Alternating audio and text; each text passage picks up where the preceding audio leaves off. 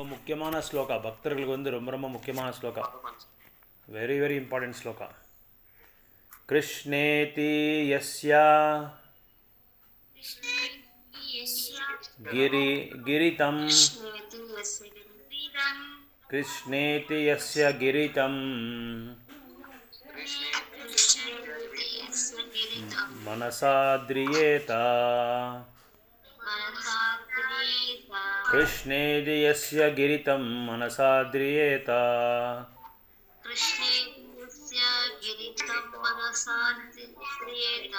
दीक्षस्ति चेत दीक्षस्ति चेत चेत प्रणताभिश्च भजन्तं भजन्तमिशं दीक्षाति चेत प्रणताभिश्च भजन्तमिशं दीक्षास्ति चेत प्रणताभिश्च भजन्तमिशं दीक्षास्ति चेत प्रणताभिश्च भजन्तमिशं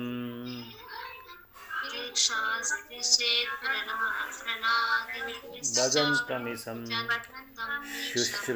शुश्रूषया भजनविघ्नम्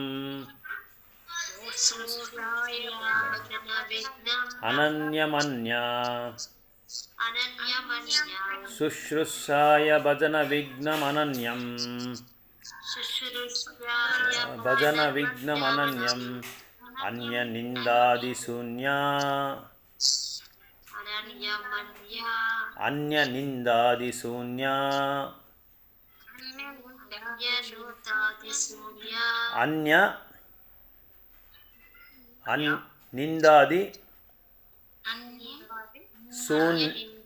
शून्य हृदम् इपिष्टसंगलभ्य अनन्य अन्यानिन्दादिशून्यहृदम् इपिष्टसंगलभ्य शून्यहृदयम् इपिष्टसंगलभ्य कृष्णेति यस्य गीतं मनसाद्रियेत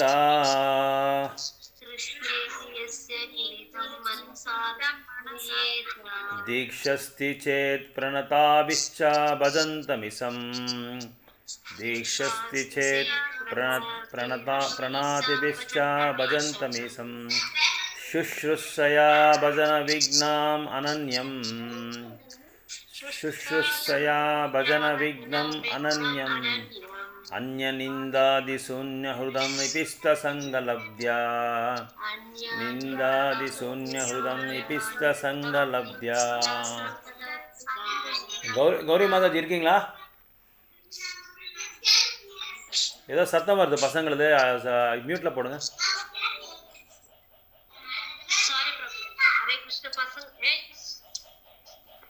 ஓகே, கௌரி மாதாஜி இல்லைங்களா? ஓகே, வேறு ஹேமா மாதாஜி? இது வேர்ட் பை வேர்ட்ஸ் தானே, வேர்ட் பை வேர்ட். கிருஷ்ணா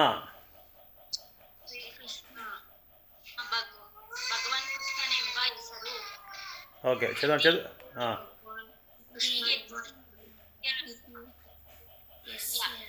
యష్యా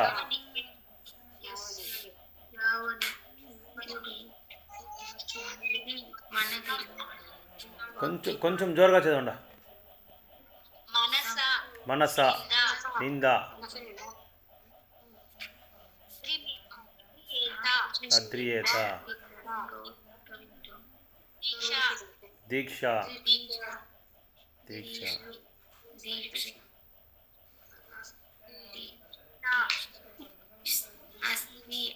अस्ति there is cheta if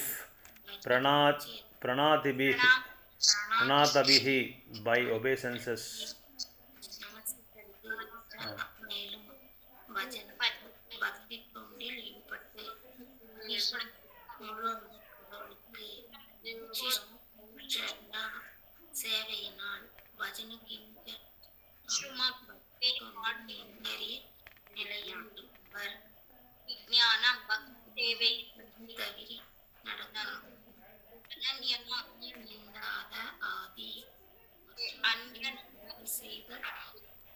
Subhashini Mataji, அனன்யம் படிங்க. அனன்யம் மீனிங் அனன்யம்.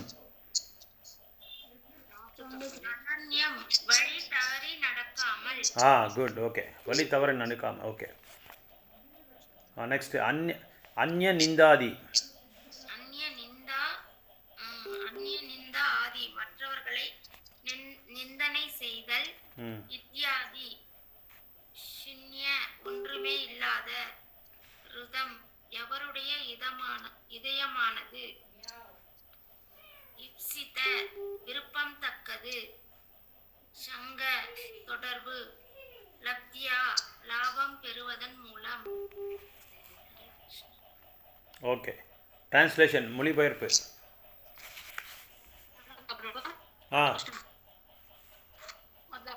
ಓದಿ ಓದಿ ಓದಿ ಓದಿ ಮಾತಾಜಿ. ಅನುವಾದ. ಶ್ರೀಕೃಷ್ಣ ಪವಿತ್ರ ನಾಮವನ್ನು ಜಪಿಸುವ ಭಕ್ತನನ್ನು ಮನಸ ಗೌರವಿಸಬೇಕು. ಆಧ್ಯಾತ್ಮಿಕ ದೀಕ್ಷೆ ಪಡೆದು ವಿಗ್ರಹಾರಾಧನೆ ಮಾಡುವ ಭಕ್ತನಿಗೆ ನಾಮಗಳನ್ನು ಸಲ್ಲಿಸಬೇಕು. ಅಸಲ ಭಕ್ತಿ ಸೇವೆಯಲ್ಲಿ ಮುಂದುವರಿಯುವುದು. ಇತರರನ್ನು ನಿಂದಿಸುವ ಸ್ವಭಾವವಿಲ್ಲದ ಶುದ್ಧ ಭಕ್ತರ ಸಹವಾಸ ಮಾಡಿ ಅವರ ಸೇವೆಯನ್ನು ನಿಷ್ಠೆಯಿಂದ ಮಾಡಬೇಕು.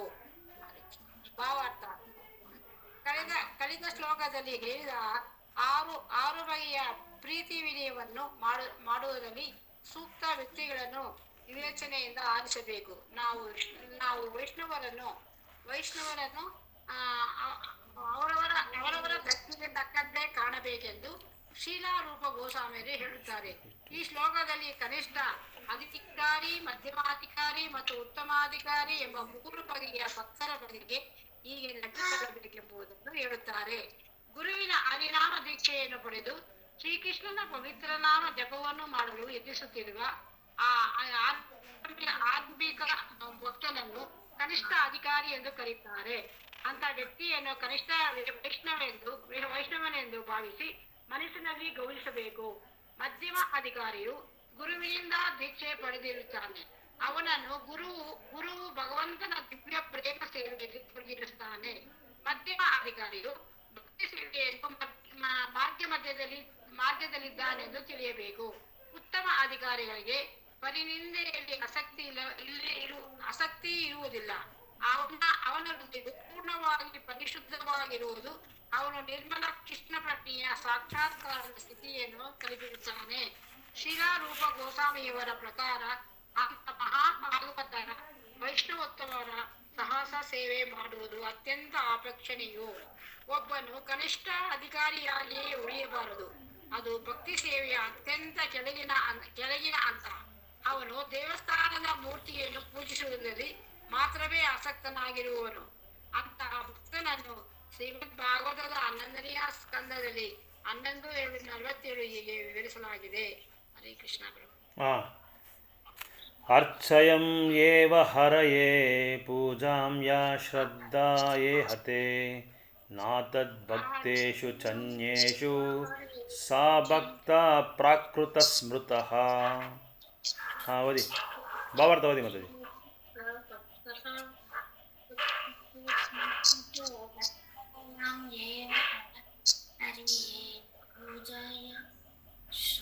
நீங்கள் சுபாஷினி மாதிரி நீங்கள் படிங்க, அதோட அர்த்தம் படிங்க.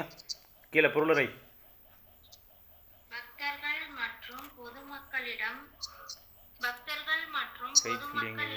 எவ்வாறு நடந்து கொள்வது என்பதை அறியாமல் கோயிலில் இருக்கும் அர்ச்சன விக்கிரகத்தை சிரத்தையுடன் வழிபடுவதில் ஈடுபட்டிருக்கும் பக்தர் ಪ್ರಾಕೃತ ಭಕ್ತ கனிஷ்ட அதிகாரி என்று அழைக்கப்படுகிறார். எனவே ஒருவன் தன்னை கனிஷ்ட அதிகாரி என்னும் நிலையிலிருந்தும் மத்திய அதிகாரியின் நிலைக்கு உயர்த்தி கொள்ள வேண்டும். ஸ்ரீமத் பாகவதம் மத்தியம் அதிகாரியை பின்வருமாறு விவரிக்கிறது. ஈஸ்வரே ಆದಿನೇಷು ಬಾಲಿಸೇಷು ದ್ವಿಸತ್ಸು ಚ प्रेम मैत्री कृपोपेक्षा य करोति सा मध्यमः மத்தியமகா முழு முதற் கடவுளை அன்பிற்குரிய உன்னத இலக்காக எண்ணி வழிபடுபவரும் பகவானின் பக்தர்களுடன் நட்பு கொண்டு அறியாமையில் இருப்பவர்களிடம் கருணை கொண்டு அழுக்காறு உடையவர்களை தவிர்ப்பவருமான பக்தரே மத்தியம அதிகாரி ஆவார். இதுவே பக்தி தொண்டை நல்ல முறையில் வளர்ப்பதற்கான வழியாகும். எனவேதான் ஸ்ரீல ரூப கோஸ்வாமி இந்த ஸ்லோகத்தில் வெவ்வேறு பக்தர்களுடன் எவ்வாறு நடந்து கொள்வது என்று அறிவுறுத்துகிறார். நடைமுறையில் பல வகையான வைஷ்ணவர்கள் இருப்பதை நாம் காணலாம். பிரகிருத சஹஜியாஸ் ஹரே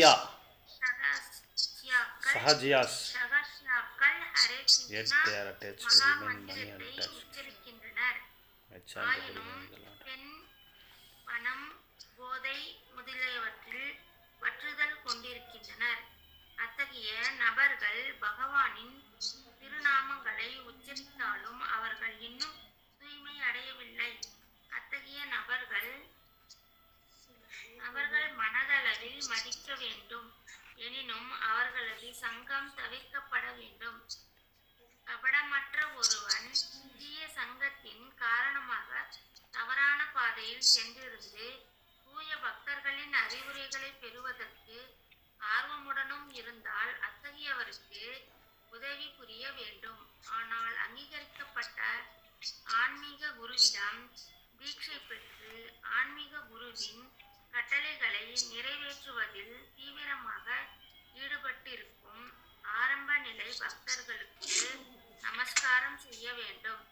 இந்த கிருஷ்ண பக்தி இயக்கத்தில் ஜாதி, இனம், நிறம் ஆகிய வேறுபாடுகளை கருத்தில் கொள்ளாமல் அனைவருக்கும் வாய்ப்பு வழங்கப்படுகிறது.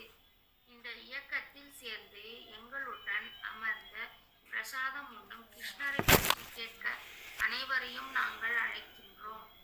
எவராவது கிருஷ்ண பக்தியில் உண்மையாகவே ஆர்வம் கொண்டு தீட்சை பெற விரும்பினால் நாங்கள் அவரை பகவானின் திருநாமங்களை உச்சரிக்கும் சீடராக ஏற்றுக்கொள்கிறோம்.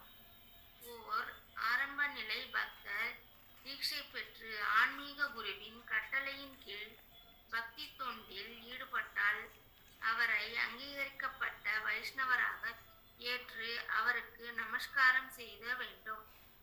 இத்தகைய வைஷ்ணவர்களுள் ஒருவனே கட்டுப்பாட்டு விதிகளை மிக உறுதியுடன் பின்பற்றி ஜபமாலையில் பரிந்துரைக்கப்பட்ட அளவு திருநாமங்களை உச்சரித்து பகவானின் சேவையில் மிகவும் தீவிரமாக ஈடுபடலாம். மேலும் அவர் கிருஷ்ண பக்தி இயக்கத்தை எவ்வாறு மேலும் விரிவுபடுத்துவது என்றும் எப்போதும் எண்ணிக்கொண்டிருக்கலாம். இத்தகைய வைஷ்ணவரை உத்தம அதிகாரியாக ஏற்று அவரது சங்கத்தை ஒருவன் நாடிச் செல்ல வேண்டும். கிருஷ்ணரிடம் ஒரு பக்தர் பற்றுதல் கொள்வதற்கான வழிமுறையை சைத்தன்ய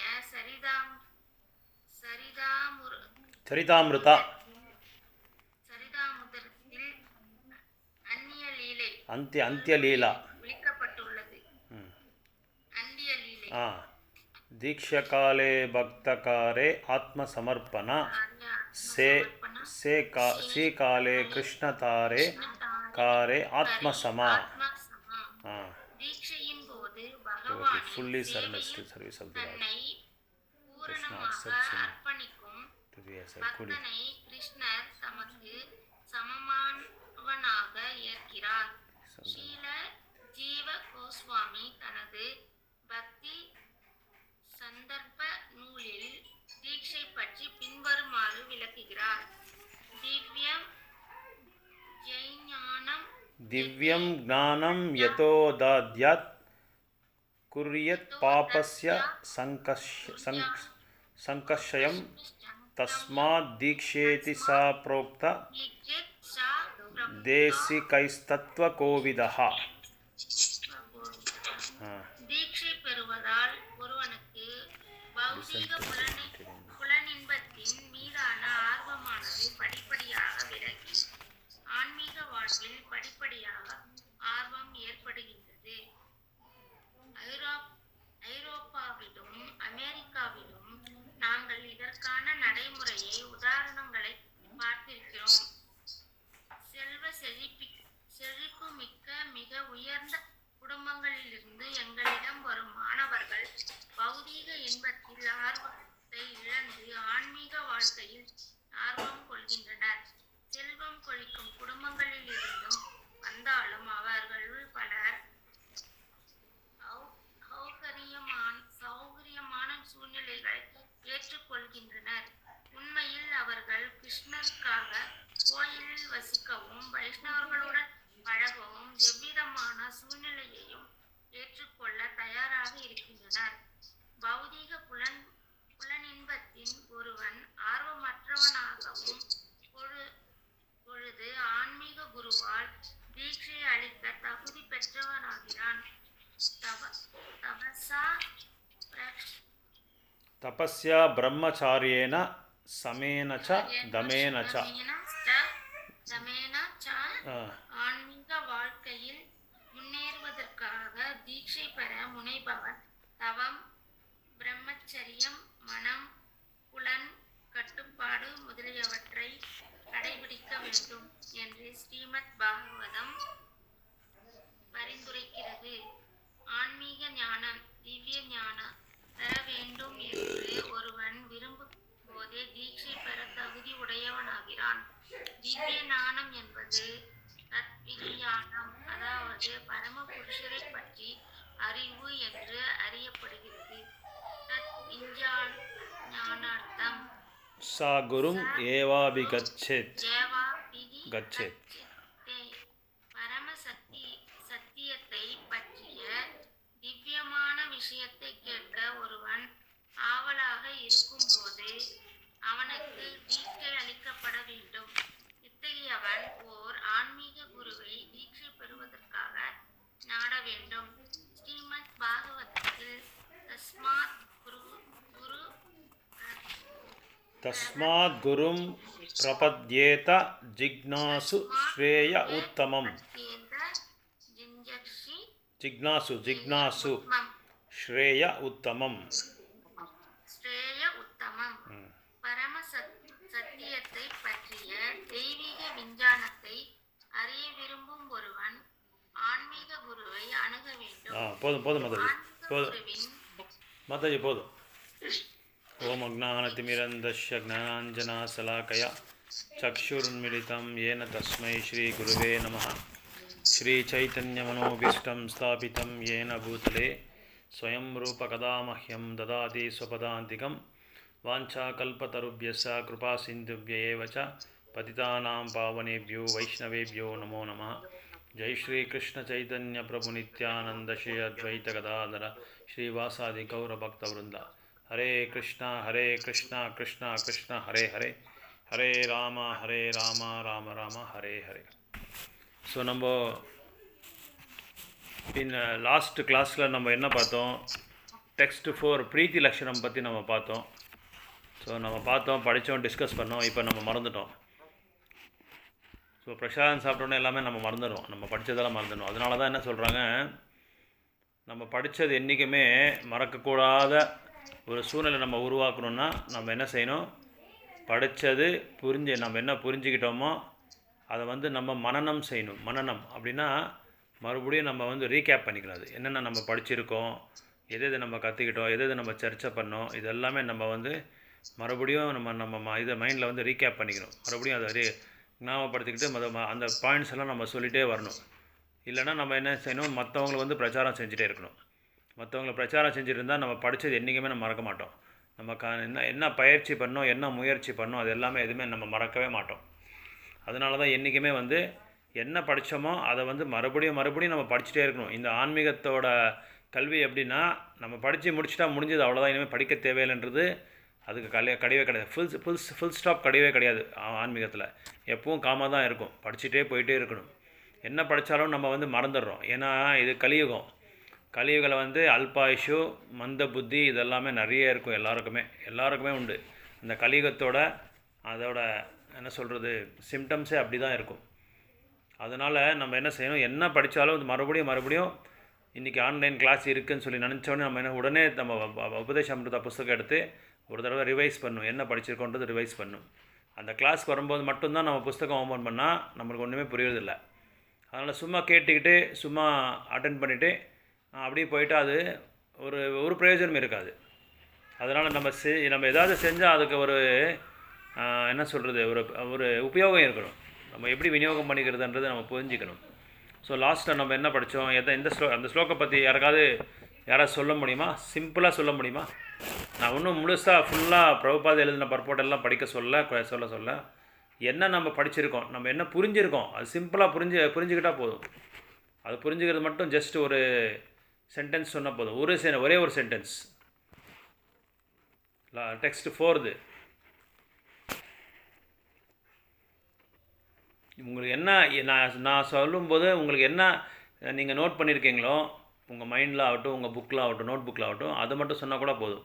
ஃபுல்லாகவே சொல்லணுன்றதில்ல. ஏதாவது நான் என்ன சொன்னால் ஸ்டோரியோ, எக்ஸாம்பிள்ஸோ, இல்லஸ்ட்ரேஷன்ஸோ, உதாரணம் எது சொல்லியிருக்கானோ அதெல்லாமே நீங்கள் ஒரு ஸ்டேட்மெண்ட் சொல்லியிருந்தால் கூட போதும். நீங்கள் ஏதோ அட்டென்டிவாக இருக்கீங்கன்னு சொல்லி தெரிஞ்சிடும். ஹரே கிருஷ்ணா ಹೇಳಿ.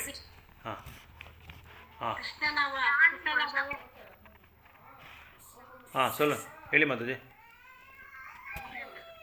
ಕೃಷ್ಣನ ಬಗ್ಗೆ ಯಾವಾಗಲೂ ಧ್ಯಾನ ಮಾಡಬೇಕು, ಭಕ್ತಿ ಸೇವೆಯಲ್ಲಿ ಇರಬೇಕು, ಆಮೇಲೆ ಭಕ್ತರ ಸಹವಾಸದ ಅದು ಈಗ ಹೇಳಿದ್ರೆ ಅದು ಮೈನು.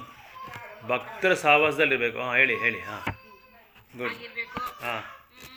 ಯಾವಾಗಲೂ ಕೃಷ್ಣ ಜಪ ಮಾಡ್ತಾ ಇರಬೇಕು, ಗುರು ಹೇಳ್ದಂಗೆ ಕೇಳಬೇಕು. ಗುಡ್. ಓಕೆ. ಭಕ್ತರಿಗೆ ದಾನ ಕೊಡಬಹುದು. Good, very good. ಹೇಳಿ. ಭಕ್ತರು ಕೊಟ್ಟಿದ್ದನ್ನು ಸ್ವೀಕರಿಸುವುದು. Very good. ನೈಸ್. ಭಕ್ತರ ಹತ್ರ ಮನಸ್ಸು ಬಿಚ್ಚಿ ಹೇಳ್ಬೇಕು. Exactly. Good. Nice, very nice. ಹೇಳಿ. Very good. ಸೊ ಬೇರೆ ಯಾರಾದರೂ ಇದ್ದಾರಾ? ಭಗವಂತನಿಗೆ ರಹಸ್ಯವಾಗಿ ಸೇವೆ ಸಲ್ಲಿಸುವುದು.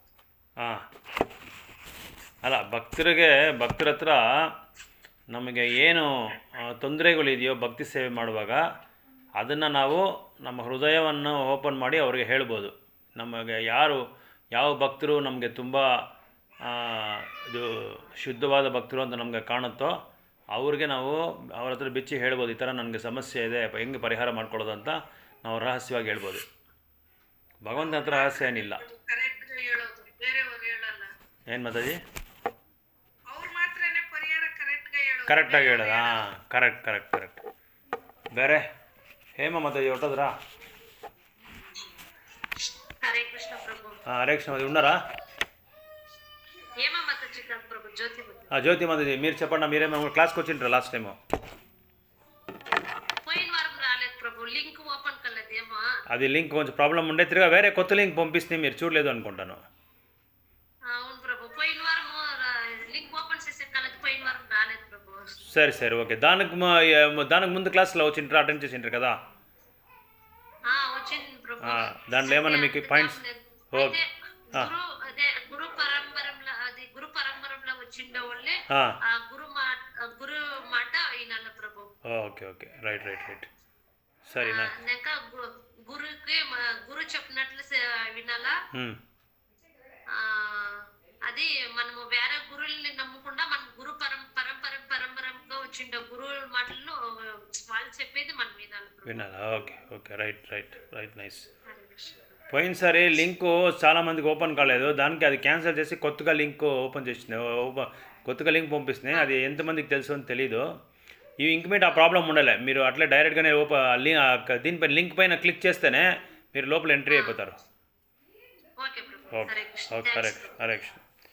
సో లాస్ట్ ಶ್ಲೋಕ நம்ம என்ன பார்த்தோன்னா, ದದಾತಿ ಪ್ರತಿಗ್ರಹಣಾತಿ ಗುಹ್ಯಮಕ್ಯಾತಿ ಪ್ರಚ್ಛತಿ புங்க்தே போஜயத்தே சைவ சத்விதம் பிரீத்தி லக்ஷணம். பக்தர்கள்கிட்ட நம்ம எப்படி சாங்கித்தம் எடுக்கணும், அவங்ககிட்ட என்ன நம்ம பகிர்ந்துக்கணும், இது எல்லாமே இந்த ஸ்லோகத்தில் சொல்லப்பட்டிருக்கு. பக்தர்களுக்கு நம்ம வந்து பரிசு கொடுக்கலாம், அதாவது பொக்கிஷம் கொடுக்கலாம். எப்பேற்பட்ட ஒரு பொக்கிஷம் கொடுக்கணுன்னா அவங்களுக்கு வந்து அது ஆன்மீகமாக வந்து அது உதவணும். அந்த மாதிரி ஒரு பொக்கிஷத்தை வந்து நம்ம வந்து கொடுக்கலாம்னு சொல்லி சொல்லப்பட்டிருக்கு. அதே மாதிரி நம்ம வந்து கொடுக்கும்போது ஃப்ரெஷ்ஷாக புதுசாக கொடுக்கணும். ஆனால் நம்ம வாங்கும்போது அவங்களோட பழசாக அவங்க ஏதாவது பழைய பொருளாக வந்து அவங்க வந்து இது உபயோகம் பண்ணியிருந்தா கூட அந்த பொருளை நம்ம வாங்கினா அது வந்து மகா பிரசாதமாக நம்ம ஏற்றிக்கணும்னு சொல்லி சொல்கிறாங்க. குஹ்யமக்கியாதி பிரச்சதி அப்படின்னா நம்மக்கிட்ட ஏதாவது பிரச்சனைகள் இருந்தால் அந்த பிரச்சனைகளுக்கு வந்து பரிகாரத்தை வந்து தேடுறதுக்காக ஒரு ரகசியமான ஒரு பக்தர்கிட்ட நம்ம வந்து ஓப்பனாக அவங்கக்கிட்ட பேசலாம். அந்த ரகசியமான ஒரு பக்தர் வந்து தூய்மையான பக்தராக இருக்கணும், தீட்சை அடைஞ்சிருக்கணும், 4 நியமங்களை வந்து அவங்க வந்து 4 நியமங்களை வந்து கடைப்பிடிக்கணும். அப்புறம் வந்து அவங்க வந்து அந்த பக்தி தொண்டை வந்து ரொம்ப தீவிரமாக கடைப்பிடிக்கிற அளவுக்கு அவங்க இருக்கணும். அந்த மாதிரி ஒரு பக்தர்கிட்ட நம்ம வந்து நம்ம பிரச்சனையை நம்ம சொன்னால் அவங்க கண்டிப்பாக பரிகாரத்தையும் சொல்லுவாங்கன்னு சொல்லி சொல்கிறாங்க. புங்க்தே போஜயத்தே சைவா அப்படின்னா நம்ம வந்து பக்தர்கள் எல்லாரையும் நம்ம வீட்டுக்கு விருந்தாளிங்களாக நம்ம வந்து அவங்கள அழைக்கணும், அவங்களுக்கு வந்து பிரசாதத்தை பரிமாறணும். அவங்கக்கிட்ட நம்ம வந்து தூய்மையான அவங்களோட தத்விக்ஞானம் அப்படின்னா பகவானோட தத்துவத்தை பற்றி நம்ம வந்து அவங்கக்கிட்ட கேட்டு தெரிஞ்சுக்கணும். இது எல்லாமே 6 விதமான பொருள்களை வந்து நம்ம வந்து அன்பு பரிமாற்றம் பண்ணிக்கலாம், கொடுத்தல் வாங்கல் பண்ணிக்கலாம். இதான் நம்ம வந்து லாஸ்ட் டைம் பார்த்தது வந்து இந்த ஸ்லோகா. ஸோ இப்போது நம்ம என்ன பண்ணுறோன்னா இந்த ஸ்லோகா என்ன சொல்லுதுன்னா, இப்போ நீங்கள் சொல்லிட்டீங்க, ரூப கோஸ்வாமி சொன்னாங்க என்னான்ட்டு, தூய்மையான பக்தர் ரகசியமான அவங்கக்கிட்ட ரகசியமாக நீங்கள் வந்து பகிர்ந்துக்கலாம்னு சொல்லப்பட்டிருக்கு. யார் அந்த தூய்மையான பக்தர், எத்தனை வகையான பக்தர்கள் இருக்காங்க, எப்படி அந்த பக்தரை வந்து இந்த ஒரு குழுக்கு வந்து சம்மந்தப்பட்டிருக்காங்க, இந்த கேட்டகரிக்கு சம்மந்தப்பட்டிருக்காங்க, அவங்க நல்ல பக்தரா, அவங்க வந்து இந்த பக்தரா அந்த பக்தரான்னு எப்படி நம்ம வந்து பிரித்து பார்க்குறது எப்படின்றது யோசனை பண்ணுறதுக்கு முன்னாடி நம்ம வந்து தூய்மையாக இருக்கமான்றது வந்து நம்ம பார்த்துக்கணும். அதுக்கப்புறம் நம்ம என்ன செய்யணும், அந்த எந்த பக்தர் வந்து எத்தனை வகையான பக்தர்கள் இருக்கார், அந்த வகையான பக்தரோட குணாதிசயங்கள் என்ன, அவங்கக்கிட்ட நம்ம எப்படி வந்து அசோசியேஷன் எடுத்துக்கணும், எப்படி வந்து சாங்கித்யம் எடுத்துக்கணும், அவங்கள வந்து எப்படி வந்து நம்ம மதிக்கணும், எப்படி நம்ம கௌரவத்தை கொடுக்கணும், யாருக்கு எந்தெந்த கௌரவத்தை நம்ம கொடுக்க வேணுன்றது ரூப கோஸ்வாமி சொல்லியிருக்காரு. இங்கே என்ன சொல்கிறாங்கன்னா 3 வகையான பக்தர்களை பற்றி சொல்லியிருக்காரு ஸ்ரீல ரூப கோஸ்வாமி. இது வந்து நீங்கள் பாகவதமில் 11th கேண்டோவில் கூட இருக்குது, அப்புறம் சைத்தன்ய சரித்திரமில் கூட ரொம்ப விளக்கமாக இதை பற்றி சொல்லியிருக்காரு. கிருஷ்ணதாஸ் கவிராஜ் கோஸ்வாமி வியாச மகர்ஷி வந்து ரொம்ப விளக்கமாக கொடுத்துருக்காரு.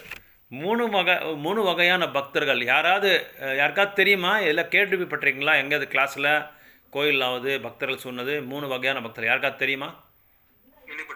சொல்லுங்கள் பிரபு, சொல்லுங்கள் ப்ளீஸ்.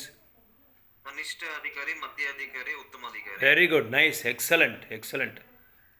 ஓகே. அது கனிஷ்ட அதிகாரினா இந்த காதுல வாங்கி பகவான் அந்த காதுல விட்டுருவாங்க.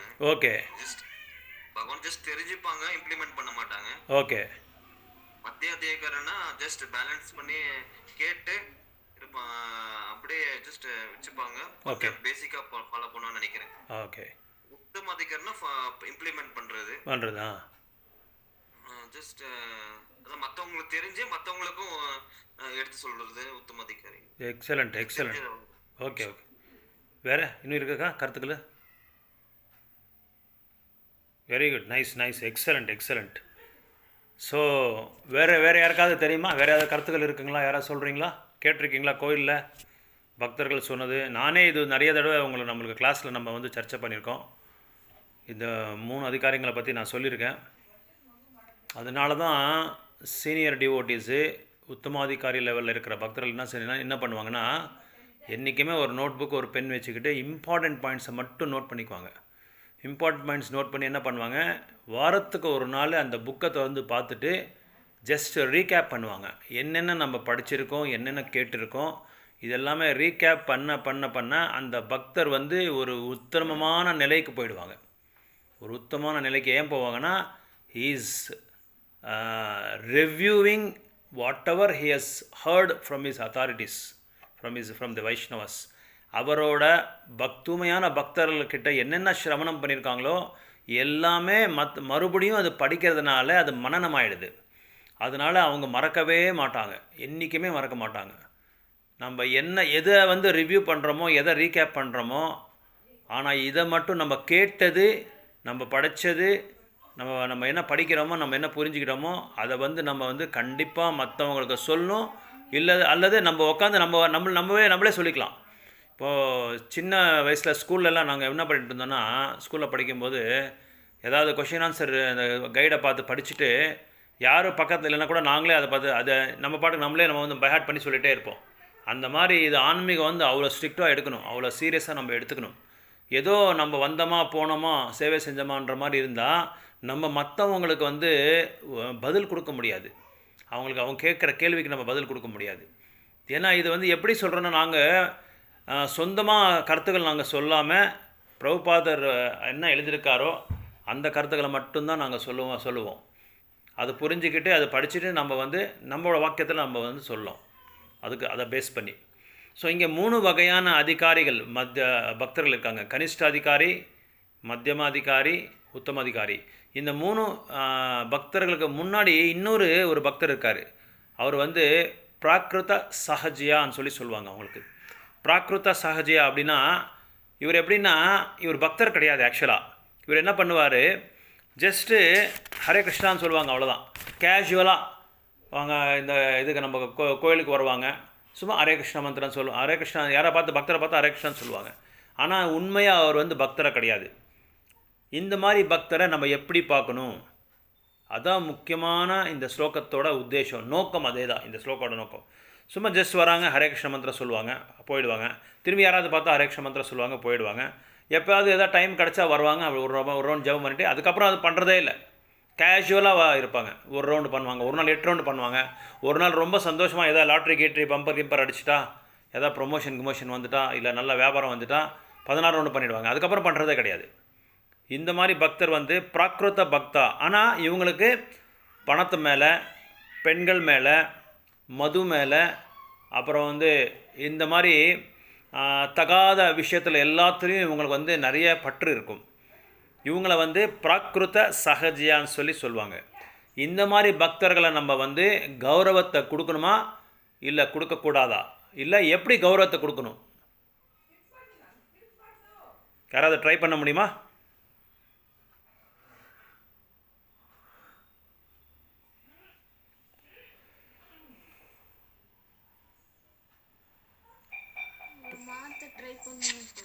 சொல்லுங்கள்.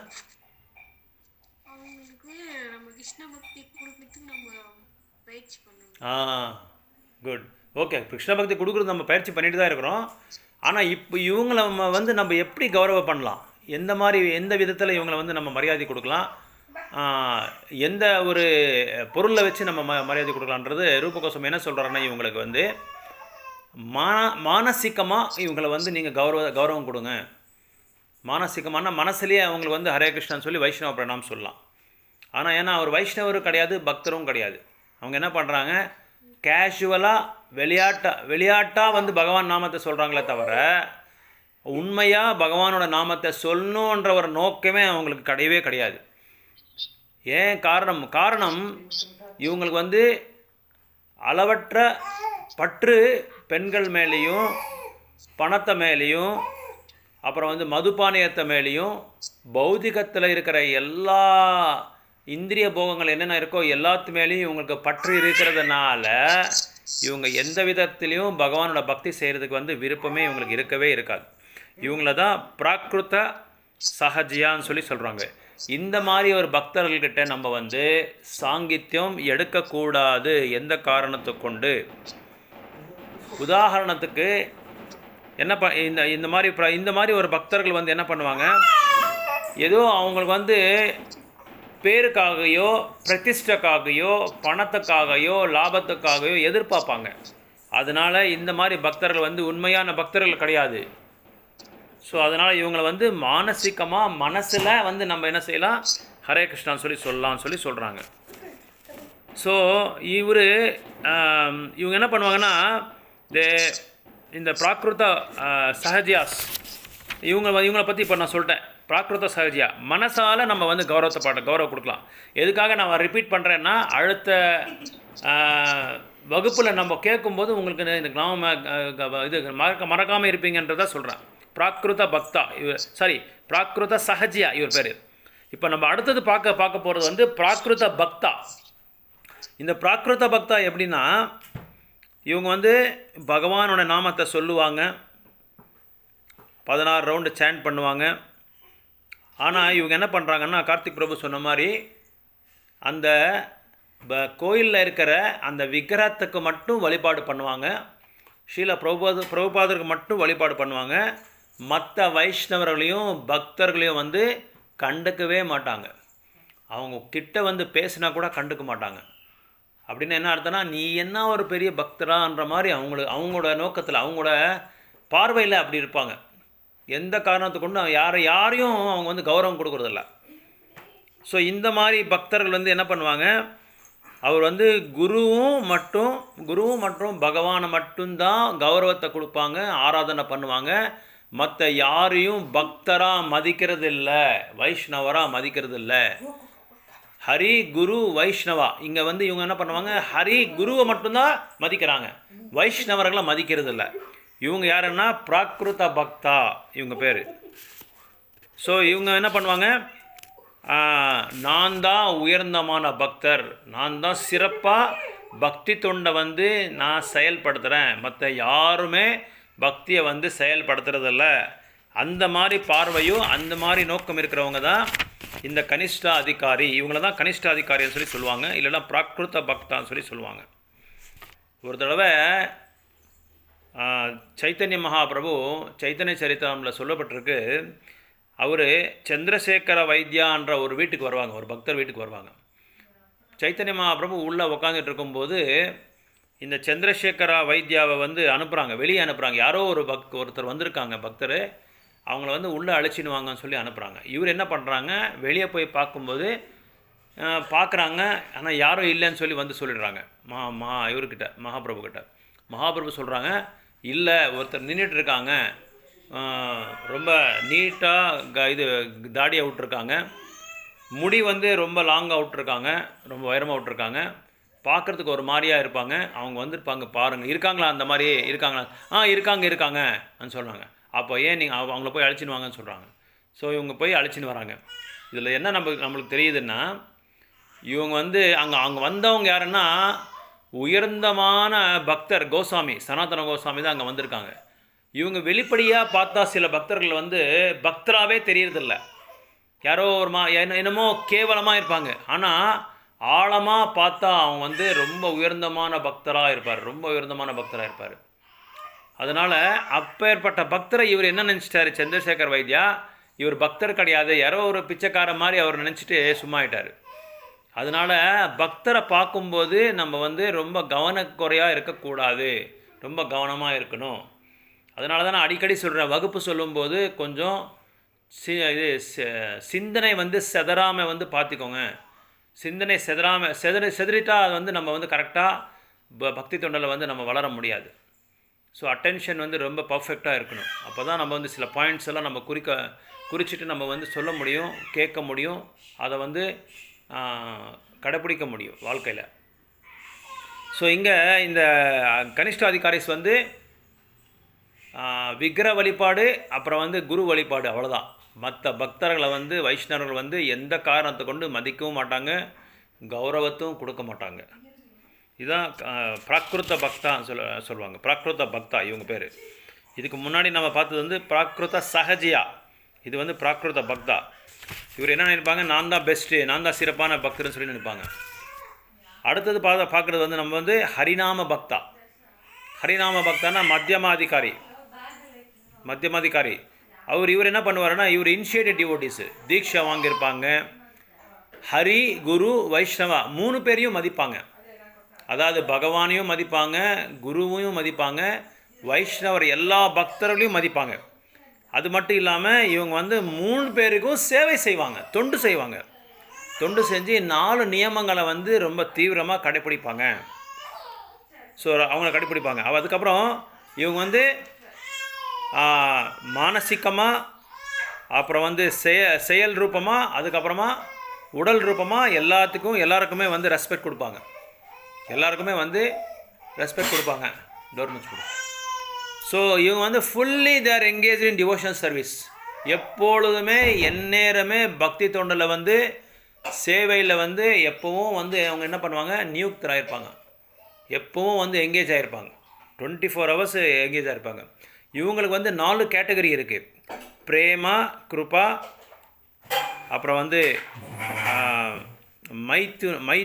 மைத்ரா, உபேக்ஷா. அதாவது வந்து கிருஷ்ணர் மேலே இவங்களுக்கு வந்து அபாரமான பிரேமை இருக்கும். கிருபா மற்ற பக்தர்களையோ என்ன சொல்கிறது, புது பக்தர்கள் மேலே இவங்களுக்கு வந்து எப்பவும் அவங்க மேலே கருணை காமிச்சிட்டே இருப்பாங்க. அதுக்கப்புறம் மைத்ரி, எல்லா பக்தர்கள்ட்டும் நல்ல ஸ்நேகிதத்தை நட்பை வந்து வளர்த்துவாங்க. உபேக்ஷா, நோ அசோசியேஷன் வித் ஏத்திஸ்ட். பகவான் மேலே நம்பிக்கை இல்லாத நாஸ்திகர்களுக்கு வந்து என்றைக்குமே அவங்க வந்து அசோசியேஷன் எடுக்க மாட்டாங்க, அவங்ககிட்ட சாங்கியத்தமே எடுக்க மாட்டாங்க. இவங்க தான் மத்தியமாதிகாரி லெவல்.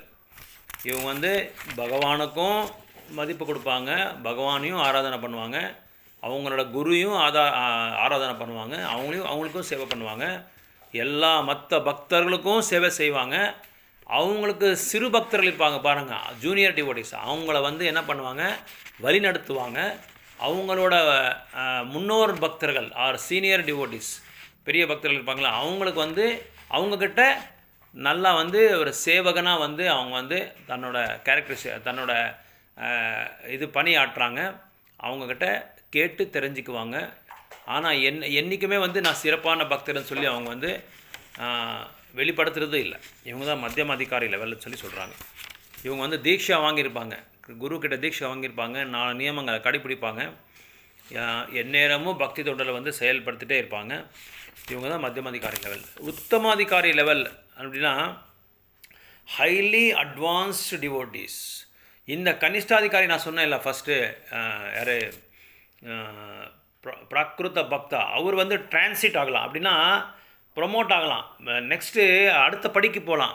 கனிஷ்டாதிகாரி வந்து மத்தியமாதிகாரி லெவலுக்கு வரலாம், மத்தியமாதிகாரி லெவல் வந்து உத்தமாதிகாரி லெவலுக்கு வரலாம், அந்த நிலைக்கு வரலாம். எப்படின்னா இந்த உத்தமாதிகாரியில் வந்து ரொம்ப இவங்களோட குணாதிசயங்கள் எப்படின்னா ரொம்ப தீவிரமாக பக்தி தொண்டில் வந்து எங்கேஜ் ஆகுவாங்க, ரொம்ப தீவிரமாக பக்தி தொண்டில் வந்து சேவை செஞ்சுட்டே இருப்பாங்க. அவங்க வந்து பிரபுபாதர் நீங்கள் பாருங்கள், பிரபுபாதரை பார்த்தா நீங்கள் நிறைய தடவை கேட்டிருப்பீங்க நினைக்கிறேன், நம்மளோட வகுப்பில் எல்லா வகுப்புலையும் கேட்டிருப்பீங்க. காரில் போகும்போது பிரபுபாதர் என்ன பண்ணுவார், சீரியஸாக சேன் பண்ணுவார். ஃப்ளைட்டில் போகும்போது சேன் பண்ணிகிட்ருப்பார், ட்ரெயினில் போகும்போது சேன் பண்ணிகிட்ருப்பார், கோயிலில் இருக்கும்போதும் சேன் பண்ணிகிட்டே இருப்பார், சீரியஸாக சேன் பண்ணிகிட்ருப்பார். அது மட்டும் இல்லாமல் ஒரு தடவை ஒரு ஸ்டுடியோவுக்கு இன்டர்வியூக்காக போனாங்க. அந்த ஸ்டுடியோவில் வந்து ஷூட்டிங் எடுக்கிறதுக்காக பிரபுபாதர சாமிஜி வாங்கன்னு சொல்லி அவங்கள வந்து அழைச்சிட்டு உட்கார வச்சுருப்பாங்க. இவர் ஏதோ அந்த ஆடியோ செட்டு இதெல்லாமே அரேஞ்ச்மெண்ட்ஸ் எல்லாம் பண்ணிகிட்டு இருக்கும்போது பிரபுபாதர் என்ன பண்ணார், ஏன் டைம் வேஸ்ட் பண்ண சொல்லி இப்போ மாலை எடுத்து சேன் பண்ணிகிட்ருக்காரு. சேன் பண்ணிகிட்டு இருக்கும்போது இந்த ஸ்டுடியோவோட ஓனர் என்ன பண்ணார், எல்லா இடத்துலையும் இது சவுண்டு ப்ரூஃப் பண்ணுறதுக்காக எல்லா இடத்தையும் கரெக்ட் பண்ணிட்டு வந்துட்டு இருந்தாங்க. எல்லாம் கரெக்ட் பண்ணிட்டாங்க, ஆனால் ஒரு இடத்துல மட்டும் ஒரு சவுண்ட் வந்துகிட்டே இருக்குது, ஹம்மிங் சவுண்ட் மாதிரி, கிருஷ்ண கிருஷ்ண கிருஷ்ண கிருஷ்ண ஹரே கிருஷ்ண ஹரே கிருஷ்ணன் சவுண்ட் வந்துட்டு இருக்குது. எங்கேன்னு போய் பார்த்தா சாமிஜி பிரபுபாதர் வந்து சேன் பண்ணிட்டு இருக்காங்க. அப்புறமா போய் சொன்னார், சாமிஜி நீங்கள் கொஞ்சம் சேண்டிங்கை நிறுத்துங்க, ஏன்னா ஆடியோ சிஸ்டமை வந்து கரெக்ட் பண்ண முடியாதுன்னு சொல்லி. அப்போ தான் அங்கே உட்காந்து சும்மா ஏன் டைம் வேஸ்ட் பண்ணன்னு சொல்லி அங்கேயும் பிரபுபாதர் வந்து சேன் பண்ணிருக்காரு. இதான் உத்தமாதிகாரி லெவலோட குணாதிசயங்கள் இப்படி இருக்கும். அது மட்டும் இல்லாமல் அவங்க வந்து 4 நியமங்களை வந்து ரொம்ப தீவிரமாக கடைப்பிடிப்பாங்க. எக்ஸாம்பிள் பாருங்கள், கும்பமேளா அவங்களுக்கு எல்லாம் தெரியும், 11 வருடங்களுக்கு ஒரு சாரி இந்த மாதிரி கும்பமேளா நடக்குது பிரயாக்ராஜில். எப்போ நடந்தது, இப்போ ரீசெண்டாக யாருக்கா தெரியுமா கும்பமேளா?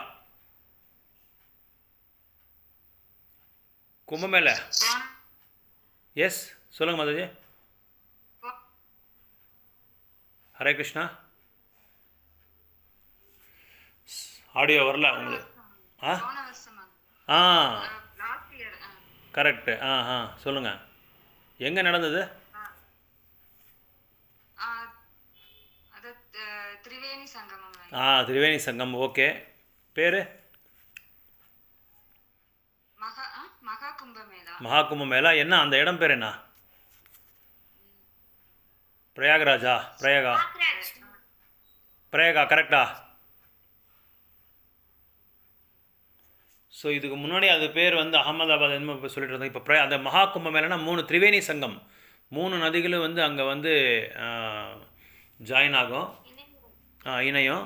இந்த இடத்துல ஒரு தடவை பிரபுபாதர் போயிருந்தார். எப்பவும் வந்து பிரபுபாதர் இருக்கிற டைமில் வந்து இந்த மாதிரி கும்பமேளா சமயத்தில் வந்து புக் டேபிள் நாங்கள் போடுவோம். எல்லா சமயத்திலும் புக் டேபிள் போடுவோம். இந்த வாட்டி கூட நம்ம இஸ்கான் சார்பாக ஒரு பெரிய மெகா கிச்சன் அங்கே போட்டிருந்தோம்.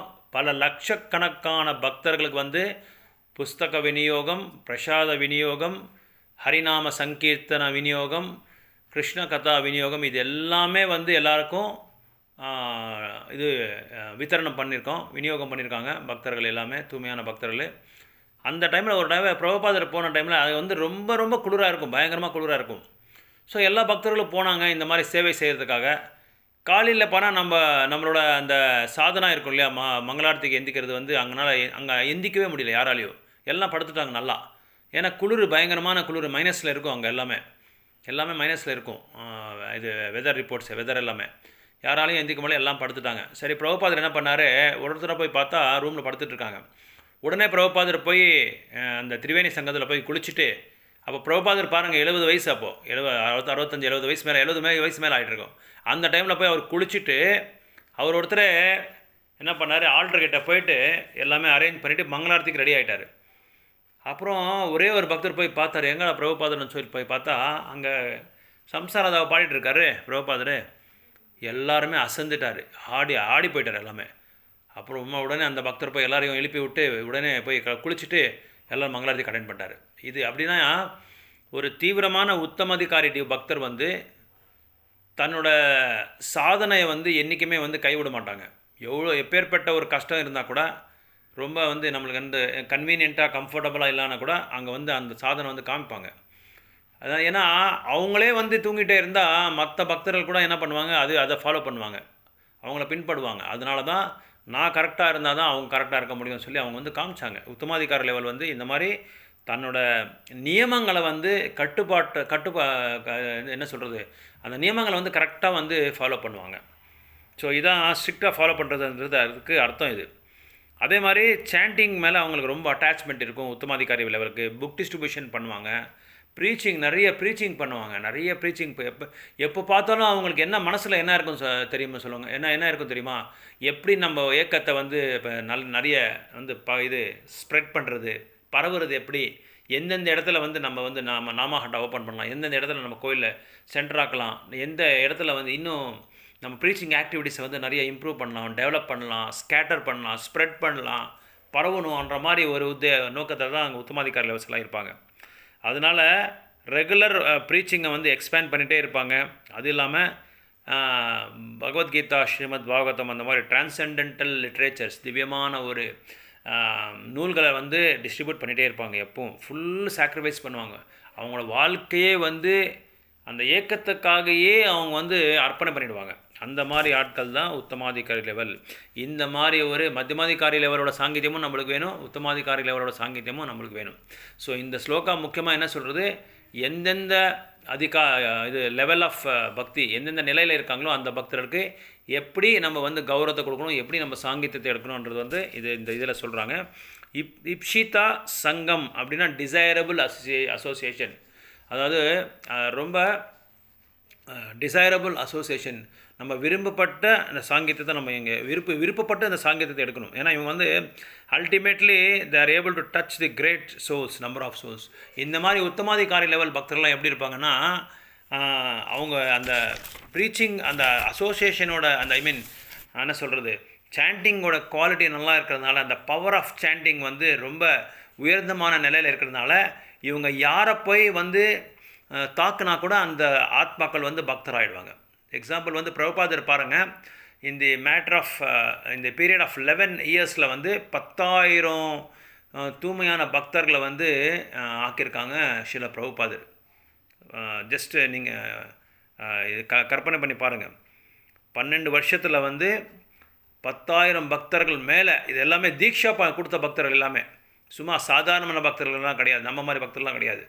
தீக்ஷா கொடுத்து அவங்க வந்து உலகம் எல்லாமே பரவிட்டுருக்காங்க ஹரிநாமத்தையும் பகவானோட இது கிருஷ்ண உணர்வையும். இப்போ அப்படி சீரியஸாக தீவிரமாக அவங்க வந்து கடைப்பிடிப்பாங்க உத்தமாதிகாரி லெவல் எப்பவும். ஸோ இதனால தான் இங்கே பக்திவினோத் டாக்கர் மகாராஜ் என்ன சொல்கிறாங்கன்னா, the power of Vaishnava to invest in the holy name in the hearts of all the people are the power of Vaishnava to invest in the name form pastimes qualities people will take Krishna conscious seriously.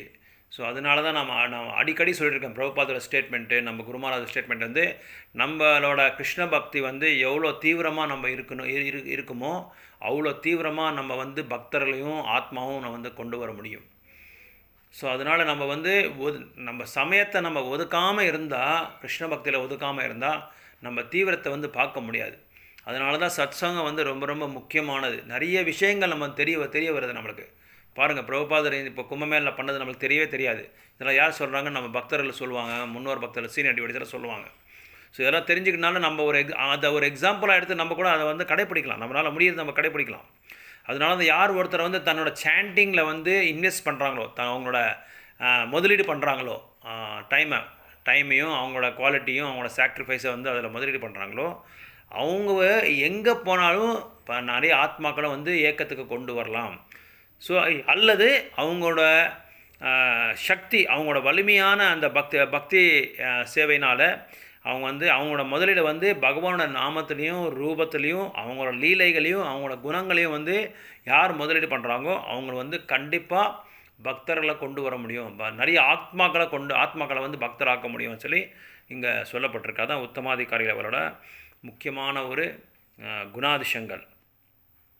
அப்புறம் இந்த மாதிரி பக்தர் வந்து தீக்ஷா second initiation கூட வாங்கிட்டு இருப்பாங்க. First initiation, second initiation வாங்கி almost சன்னியாசி லெவலில் வந்துட்டு இருப்பாங்க. தீக்ஷா அப்படின்னா யாருக்கா தெரியுமா அர்த்தம்? தீக்ஷா 2 பதம் இங்கே இருக்குது. தீக்ஷா அப்படின்னா இனிஷியேஷன் சொல்லி சொல்லுவாங்க இங்கிலீஷில். நம்ம சம்ஸ்கிருதர் வந்து தீக்ஷான்னு சொல்லுவாங்க. இதில் 2 பதம் இருக்குது. தீக் அப்படின்னா என்ன, ஷா அப்படின்னா என்ன? இக்ஷா யாருக்கா தெரியுமா? ட்ரை பண்ணுறீங்களா?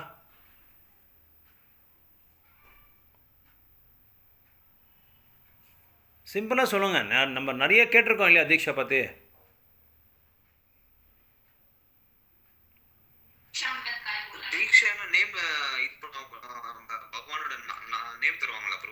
கொடுப்பாங்க, கரெக்ட், கண்டிப்பாக கொடுப்பாங்க. நான் என்ன கேட்குறேன்னா அதோட மீனிங் என்னன்னு கேட்குறேன். நீங்கள் சொல்கிறது கரெக்டு தான்.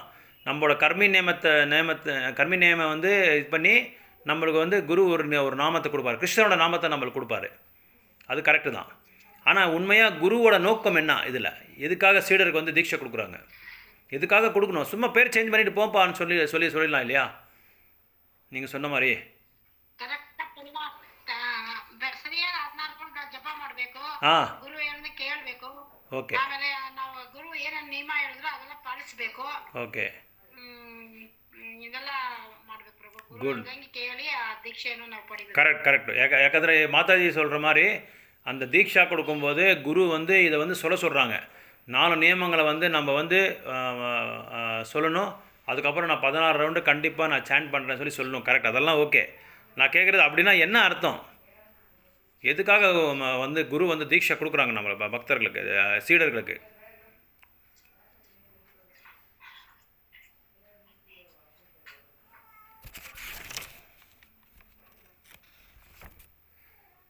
హేమ మాతాజీ, ఏమన్నా ట్రై చేస్తారా?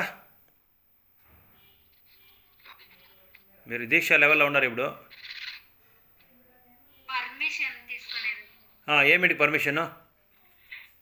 నా సేవ చేసేదానికి. ఆల్రెడీ మీరు చేస్తూనే ఉన్నారు కదా సేవ, అందరూ చేస్తూనే ఉన్నారు. ఇక్కడ ఉండే భక్తులు అందరూ చేస్తూ ఉన్నారు. இங்கே எத்தனை பேர் பக்தர்களோ எல்லா பக்தர்களும் சேவை பண்ணிகிட்டே இருக்காங்க. గురు వచ్చి అప్రూవల్, ఓకే, రైట్. అఫీషియల్గా మీరు కార్పొరేట్ మీనింగ్ ఇస్తూ ఉన్నారు దానికి. అఫీషియల్గా కరెక్ట్, ఓకే. குரு ஆத்தரைஸ் చేస్తారు, ஓகே. என்ன சொல்கிறாங்கன்னா தீக்ஷா அப்படின்னா திவ்ய ஞானம் அர்த்தம். திவ்ய ஞானமும் அப்படின்னா என்ன அர்த்தம்னா பகவானோட தத்துவத்தை பற்றி குரு வந்து நம்மளுக்கு வந்து போதனை பண்ணுறாங்க. அந்த போதனை பண்ணுறதுனால நம்ம என்னென்ன பாவங்கள் நம்ம செஞ்சுருக்கோமோ அதெல்லாமே வேரோட அப்படி அதை வந்து நீக்கப்பட்டுருவாங்க குரு. அதான் ஈக்ஷா, தீக்ஷா. தீக் அண்ணா திவ்ய ஞானம், க்ஷா அப்படின்னா நம்மளோட பாவங்களை எல்லாத்தையும் அவர் என்ன பண்ணுறாரு, அழிக்கப்பட்டுருவார். அதை வந்து டெஸ்ட்ராய் பண்ணுவாங்க. He destroys all the sinful reactions by giving us திவ்ய ஞானம் ஆர் தத்துவ ஞானம். தத்துவ ஞானத்தை நம்மளுக்கு கொடுத்து அந்த பாவ காரியங்கள் நம்ம என்னென்ன செய்கிறோமோ அது எல்லாத்தையும் வந்து அழிக்கப்பட்டுருவார் குரு. அதனால தான் குரு வந்து தீட்சை நம்மளுக்கு சீடர்களுக்கு கொடுக்குறாங்க. அதுக்கப்புறம் குரு வந்து சீடரை வந்து ஏற்றிக்கிறாரு, சீடர் வந்து குருவை ஏற்றிக்கிறாரு. He gives us enlightenment. அவர் நம்மளுக்கு வந்து ஒரு திவ்ய ஞானத்தை கொடுப்பாங்க. இதுதான் தீக்ஷாவோட உண்மையான ஒரு புரிதல். ஸோ அடுத்த வகுப்பில் வந்து இந்த மாதிரி கேள்விகளெல்லாம் நான் கேட்பேன். அப்போ தான் எனக்கும் ஞாபகம் இருக்கும், உங்களுக்கும் ஞாபகம் இருக்கும். இல்லை சும்மா நம்ம வந்து வகுப்பு பண்ணிகிட்டே போனால் எந்த விதமான உபயோகமே இருக்காது. we should see some results. So அதனால தான் தயவுசெய்து 8 ரவுண்டு பண்ணுறவங்களாம் 16 ரவுண்டு பண்ணுங்கள். 1 ரவுண்டு இருக்கவங்களாம் 4 ரவுண்டு பண்ணிக்கோங்க. 4 ரவுண்டு இருக்கவங்களாம் 8 ரவுண்டு பண்ணுங்கள். நீங்கள் முதலீடு பண்ணுறங்க. இப்போ நம்ம வியாபாரத்தில் எப்படி முதலீடு பண்ணுறோம் அந்த மாதிரி நீங்கள் invest your time, invest your heart, invest your mind. உங்கள் மனசையும் இதயத்தையும் உங்களோட உணர்வை வந்து முதலீடு பண்ணால் நாமத்தில் நீங்கள் வந்து பல ரிசல்ட்ஸை நம்ம பார்க்கலாம், பல பலங்களை நம்ம பார்க்கலாம். மற்ற ஆத்மாக்களை கொண்டு வரதோட அது செகண்டரி விஷயம். ஆனால் நம்ம வாழ்க்கையிலே நம்ம வந்து ஒரு சிறப்பான ஒரு முதலீடை பார்க்கலாம். ஒரு என்ன சொல்கிறது, ஒரு மாற்றத்தை நம்ம பார்க்கலாம். ஏன்னா ஒன்ஸ் நீங்கள் தீக்ஷா குருக்கிட்ட தீக்ஷா வாங்கிட்டா அதோட என்ன சொல்கிறது, அதோட மகிமையே வேறு. ஏன்னா லாஸ்ட் டைம் நான் குரு மகாராஜை போய் மீட் பண்ணும்போது ஒரு 1/4 மணி நேரம் எல்லாமே நாங்கள் மறந்துட்டோம். நாங்கள் சில பக்தர்கள் போயிருந்தோம். நம்ம இதில் என்னென்ன இருக்கோ, நான் என்ன சொல்கிறது, தகாத விஷயங்கள், தகாத உணர்வுகள் எது இருக்கோ எல்லாமே மறந்துட்டோம். அவரை பார்த்த உடனே எல்லாமே மறந்துட்டோம். அந்த அளவுக்கு அவங்கக்கிட்ட அந்த பவர் இருக்குது. அந்த உத்தமாதிகாரி லெவல்ஸ்க்கு பக்தர்கிட்ட அந்த பவர் இருக்குது. அவர் சொல்கிறாரு, நீங்கள் எத்தனை பக்தர்கள் இங்கே வந்திருக்கீங்களோ, நீங்கள் ஒருத்தரையும் கேட்குறாங்க, நீங்கள் எத்தனை பேரை வந்து எத்தனை ஆத்மாவை கொண்டு வந்திருக்கீங்க. ஆளாளுக்கு ஒரு சென்டர் ஓப்பன் பண்ணுற சொல்கிறாங்க. ஆளாளுக்கு ஒரு நாமஹட்டா ஓப்பன் பண்ண சொல்கிறாங்க. ஒரு அவுட் போஸ்ட் ஓப்பன் பண்ண சொல்கிறாங்க. இந்த மாதிரி நீங்களாம் எனக்கு உண்மையாக நீங்கள் சீடராக இருக்கணும்னா, எனக்கு ஹெல்ப் பண்ணுன்ற ஒரு ஆசை உங்களுக்கு, எனக்கு சகாயம் பண்ணணுன்னு சொல்லிட்டு உங்களுக்கு ஆசை இருந்தால் நீங்கள் நிறைய ஆத்மாக்களை கொண்டு வாங்க. ஏன்னா எல்லாமே கஷ்டப்படுறாங்க பாவம். பௌத்திக வாழ்க்கையில் எல்லாமே கஷ்டப்படுறாங்க. நம்ம நினச்சிட்டு இருக்கோம் நல்லா சம்பாரிச்சிட்டு நல்லா பணத்தை வச்சு வீடு வாங்கி பங்களா வாங்கி கார் வாங்கிட்டா நம்ம சந்தோஷமாக இருக்கலாம்னு சொல்லி நம்ம நினச்சிருக்கலாம். ஆனால் நான் நிறைய பக்தர்களை பார்த்துட்டேன், நிறைய இவங்களை பார்த்துட்டேன், பணக்காரங்களை நிறைய பணக்காரங்களை பார்த்துட்டேன். எத்தனையோ பேர் வந்து பணம் வந்து அவங்கக்கிட்ட அவங்களால கணிக்க முடியாத அளவுக்கு பணம் இருக்குது. ஆனால் கூட சேவை செய்கிறதுக்கு ஒருத்தர் கூட ஆள் இல்லை. ஒரு ஃபேமஸ் ஆக்டர், இந்திய ஆக்ட்ரஸ்ஸு, ரொம்ப பிரபலமான இந்திய ஆக்ட்ரஸ்ஸு, அவங்க வீட்டு முன்னாடி க்யூவில் நிற்பாங்க அந்த அம்மா கிட்ட போய் ஆட்டோபயோகிராஃபி வாங்கிறதுக்கு. அந்த அளவுக்கு ஒரு பிரபலமான ஒரு பக்தர். கடைசி நேரத்தில் அவங்ககிட்ட எவ்வளோ ப்ராப்பர்ட்டி இருக்குன்றது கூட அவங்களுக்கே தெரியாது. கடைசி நேரத்தில் அவங்க கூட ஒருத்தர் கூட ரெஸ்ட் ரூமுக்கு கூட்டிகிட்டு போகிறதுக்கு கூட ஆள் இல்லை. அந்த அளவுக்கு மோசமான ஒரு என்ன சொல்கிறது, ஒரு சீனை வந்து உருவாக்கிட்டாங்க அவங்களே. இப்படியெல்லாம் இருக்குது. அதனால் நம்ம எந்த சமயத்தில் என்ன ஆகும்னு சொல்லி பௌத்திக வாழ்க்கையில் நம்ம வந்து சொல்லவே முடியாது. ஒரு பிச்சைக்காரன் பணக்காரன் ஆகிடலாம், ஒரு பணக்காரன் பிச்சைக்காரன் ஆகிடலாம். நம்ம எவ்வளோ தான் பாதுகாப்பாக போனால் கூட ரோட்டில் நம்ம என்ன பண்ணணும்னு சொல்ல முடியாது. இப்போ பாருங்கள், ரீசெண்டாக தளி ரோட்லேயும் எங்கேயோ தெரியல, இப்போ அவன் யாரோ வேலை செஞ்சுட்டு வந்துட்டுருக்காங்க பக்தர்கள். வெளியூர்லேருந்து தமிழ்நாட்டில் யாரோ காரில் வந்திருக்காங்க. காரில் வந்து அந்த கார் அப்படியே டாப்பில் ஆகி அந்த 3 பேரை மேலே ஏற்றிடுச்சு அப்படியே. ஸோ அதனால் இந்த என்ன சொல்கிறது, இறப்புக்காக நம்ம வந்து பயப்பட வேண்டாம். இறப்பு வந்து ஆக்சுவலாக just changing the body that's all. நம்மளோட உடலை வந்து மாற்றும், அவ்வளோதான். சோல் வந்து ஆத்மா வந்து வேறு பாடிக்கு போயிடும், அவ்வளோதான். அது மாறாமல் நம்ம என்ன செய்யணும், கர்ப்பத்துக்கே பிரவேசம் ஆகாமல் நம்ம இருக்கணும்னா இதெல்லாம் நம்ம கடைப்பிடிச்சாதான். அதனால தான் ரூப கோஸ்வாமி நம்ம பிரபுபாதர் வந்து இத்தனை டிரான்சென்டென்டல் பர்போஸ் கொடுத்துருக்காரு. திவ்யமான ஒரு பொருள்கள்லாம் நம்மளுக்கு கொடுத்துருக்காங்க. புரிஞ்சுக்கிட்டு இதை வந்து நீங்கள் ஜென்மா மிருத்யு ஜராவதிலேருந்து நீங்கள் வெளியே வரலாம்னு சொல்லி நம்மளுக்கு இத்தனை கைட்லைன்ஸ் கொடுத்துருக்காங்க, இத்தனை கைட்ஸ் கொடுத்துருக்காங்க. ஸோ அதனால் நம்ம வந்து சாண்டிங் மேலே நம்மளோட குவாலிட்டி இம்ப்ரூவ் பண்ணணும். அப்புறம் சாதன பக்தி நல்லா செய்யணும். எந்நேரமும் பக்தரோட சாங்கியத்தில் இருக்கணும். அதனால தான் எனக்கு அந்த குருமாராஜ் சொல்லும்போது 24 hours நம்மளால் சாது சங்கம் நம்மளால் பண்ண முடியாது வீட்டில் இருந்துட்டு. ஸோ அதனால் நாளைக்கு ஒரு சத் சங்கம் இந்த மாதிரி நம்ம வச்சுக்கிட்டே இருந்தால் அட்லீஸ்ட்டு அந்த 24 hours 1.5 hour நம்ம எங்கேஜ் ஆகிட்டோம். எங்கேஜ் ஆகிறதுக்கு அந்த வாய்ப்பு கொடுப்பாங்க நம்மளுக்கு குருவன் கிருஷ்ணா வைஷ்ணவர்கள். எப்படி இருக்குது இந்த ப்ரோக்ராம்? நல்லா இருக்குங்களா? இந்த மாதிரி இருந்தால் எப்படி இருக்கும்? ஆளாளுக்கு ஒரு கருத்தில் சொல்லுங்கள் பார்க்கலாம். இந்த மாதிரி ப்ரோக்ராம் நம்ம வந்து 7 நாள் இந்த மாதிரி நம்ம வந்து எங்கேஜ் ஆகிட்டா எப்படி இருக்கும் நம்மளோட உணர்வு? அஃப்கோர்ஸ் நம்மளுக்கு ஃபேமிலியோட ரெஸ்பான்சிபிலிட்டிஸ் இருக்குது. அது எல்லாமே யாரும் விடக்கூடாது, யாரும் கைவிடக்கூடாது. அதையும் நம்ம பார்க்கணும், அதையும் நம்ம பேலன்ஸ் பண்ணணும். அந்த ஃபேமிலி ரெஸ்பான்சிபிலிட்டிஸை வந்து நம்ம ஹேண்டில் பண்ணுறதுக்கு இந்த மாதிரி ஒரு ஔஷதம் நம்மளுக்கு தேவைப்படும். இதெல்லாமே நம்மளுக்கு பூஸ்ட் பண்ணும். நம்மளை பூஸ்ட் பண்ணி ஈஸியாக சரளமாக இன்டெலிஜென்ஸு, அறிவு, ஞானம் எல்லாத்தையுமே நம்மளுக்கு ஹேண்டில் பண்ணுற அளவுக்கு பகவான் நம்மளுக்கு அருள் கொடுத்துருக்காரு, குருவும் கிருஷ்ணாவும். ஓகே, ஏதாவது கேள்விகள் இருக்குங்களா? கேள்வி ஏதாவது இருக்கா? பிரபு, எப்படி நீங்க கேட்டீங்களா பிரபு எப்படி இருக்குன்னு? இப்போ நாம வந்து துளசி கல்யாணம் பண்ணோம்.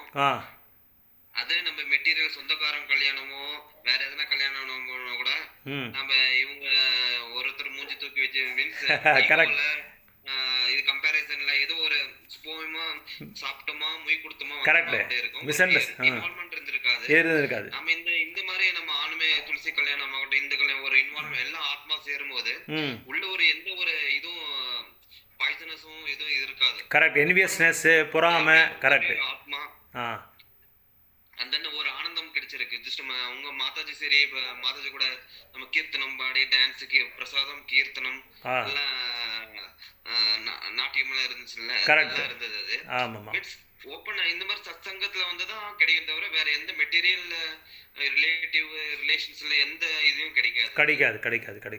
கரெக்ட்.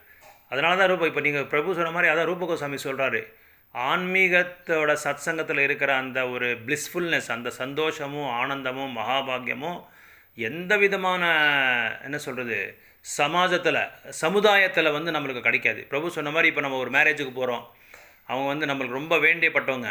அவங்க போய்ட்டு இருக்கும்போது அவங்க யாரோ வேறவங்ககிட்ட பேசிகிட்டு இருப்பாங்க. நம்மளை பார்த்து கூட நம்மளை கண்டுக்காமல் அவன் வேறவங்ககிட்ட பேசியிருக்கான். உடனே நம்மளுக்கு என்ன ஆகும்? பார்த்தியா, இன்விடேஷன் மட்டும் கொடுத்துட்டாங்க வீட்டுக்கு வந்து, நம்ம வந்து கண்டுக்கிறதில்ல, இந்த மாதிரிலாம் பண்ணுறாங்க அப்படின்னு சொல்லி உடனே நம்மளுக்கு என்ன ஆகுது? நம்ம மைண்ட் அப்செட் ஆகிடும். பிரபு சொன்ன மாதிரி ஏதாவது ஒரு இந்த மாதிரி மிஸ் அண்டர்ஸ்டாண்டிங் இருக்கும், இல்லை பொறாமை இருக்கும், இல்லை ஈகோ ப்ராப்ளம் இருக்கும், நானா நீயான்ற ப்ராப்ளம் இருக்கும். இதெல்லாமே சமுதாயத்தில் பௌதிக வாழ்க்கையில் பௌதிகமான என்ன சொல்கிறது நிகழ்ச்சிகளில் வந்து நிறைய நடக்கும். இந்த மாதிரி எந்த கல்யாணத்துக்கு போனால் ஏதோ ஒரு குறை இருந்தே இருக்கும். யாரோ ஒருத்தரை வந்து நம்ம ப்ளீஸ் பண்ண முடியாது, நம்ம எல்லாரையும் சந்தோஷப்படுத்த முடியாது. சமுதாயத்தில் அக்கா, தங்கச்சி, அப்பா, அம்மா, தாத்தா, பாட்டி, நம்ம உறவினர்கள் எல்லாரையும் நம்ம வந்து படுத்துகிற அளவுக்கு நம்மக்கிட்ட சாமர்த்தியமும் இல்லை, அந்த அளவுக்கு நம்மக்கிட்ட எந்த விதமான பொருள்களும் இல்லை. ஓரளவுக்கு நம்ம வந்து பண்ணலாமே தவிர நம்ம வந்து எல்லாரையும் சந்தோஷப்படுத்தவும் முடியாது. 99 பேர் நம்ம சந்தோஷப்படுத்தா ஒருத்தர் வந்து எதையாவது ஒரு ப்ராப்ளம் இருந்தே இருக்கும், அவங்ககிட்ட ஏதோ ப்ராப்ளம் இருக்கும். அதனால் எல்லாரையும் சந்தோஷப்படுத்தணும். நம்ம என்ன செய்யணும்? சத்சங்கத்தில் இருந்துட்டு பகவானை சந்திருப்தி பண்ண பாருங்கள். அன்றைக்கி துளசி கல்யாணம் பண்ணோம், எல்லாரும் ஆனந்தமாக சந்தோஷமாக பகவானோட கீர்த்தனை பாடிக்கிட்டு எல்லாரும் எவ்வளோ நல்லா வந்து ஒரு என்ன சொல்கிறது ஒரு குறை இல்லாமல் நம்ம வந்து அந்த நிகழ்ச்சியை வந்து முடித்தோம். அந்த மாதிரி ஆனந்தமாக சந்தோஷமாக நிரந்தரமாக நம்ம இருக்கணும்னா பகவானையும் பகவானோட தூய்மையான பக்தர்களையும் சந்தோஷப்படுத்தி பிரச்சாரம் பண்ணுறவங்களுக்கு வந்து முக்கியமாக நம்ம வந்து எந்த அளவுக்கு வந்து அவங்களுக்கு வந்து சககாரம் பண்ணுவோமோ அந்த அளவுக்கு நம்ம லைஃப் வந்து சக்ஸஸ் ஆகிருக்கும். இல்லைனா எந்நேரமும் நம்மளுக்கு துன்பத்தை தேடிட்டு போயிட்டே இருக்கணும். Okay, Hare Krishna. Very good. நல்ல கருத்து பிரபு. Very good. Hare Krishna. Okay, இப்போ வந்து வைஷ்ணவ பிரணாம் சொல்லிவிட்டு நம்ம ப்ரேயர் சொல்லிவிட்டு நம்ம வந்து ஸ்டாப் பண்ணிக்கலாம். வேறு யாராவது கருத்துக்கள் சொல்ல வேண்டியது இருக்கா? இல்லைனா நம்ம ஸ்டாப் பண்ணிக்கலாம். வாஞ்சா கல்பத்தருபியஸ்ஸா கிருபா சிந்துபியேவ ச பதிதானாம் பாவனேபியோ வைஷ்ணவேபியோ நமோ நமः. அனந்த கோட்டி வைஷ்ணவ விருந்த கி ஜெய். நாமாச்சாரிய ஸ்ரீ ஹரிதாஸ் தாக்கூர் கி ஜெய். கௌர பிரேமானந்தி. எல்லா பக்தர்களும் இப்போ வந்து பங்கேற்ற எல்லா பக்தர்களோட பக்தியை வந்து பக்தியில் வந்து முன்னேறணும், அவங்களுக்கு வந்து ஆரோக்கியமாக இருக்கணும் பக்தி செய்கிறதுக்கு. அவங்களோட குடும்பத்தோட உறுப்பினர்கள் எல்லாருமே வந்து நல்ல ஆரோக்கியமாக இருந்து அவங்க எல்லாருமே பக்தி தொண்டுக்கு வரணும்னு சொல்லி நம்ம 3 தடவை ஹரே கிருஷ்ண மந்திரத்தை சொல்லிவிட்டு நம்ம ஸ்டாப் பண்ணலாம். ஹரே கிருஷ்ணா கிருஷ்ண கிருஷ்ணா ஹரே ஹரே, ஹரே ராம ராம ராம ஹரே ஹரே, ஹரே கிருஷ்ணா கிருஷ்ண கிருஷ்ண ஹரே ஹரே, ஹரே ராம ராம ராம ஹரே ஹரே, ஹரே கிருஷ்ணா கிருஷ்ண கிருஷ்ண ஹரே ஹரே, ஹரே ராம ராம ராம ஹரே ஹரே. उपदेशामृता की जय, श्रीला रूप गोस्वामी की जय, श्रीला प्रभुपाद की जय, श्रीला गुरुदेव की जय, अनंत कोटि भक्त वृंदम की जय. गौर प्रेमानंदे. हरि हरि बोल. हरे हरे हरे कृष्णा. माता जी प्रभु हरे कृष्ण.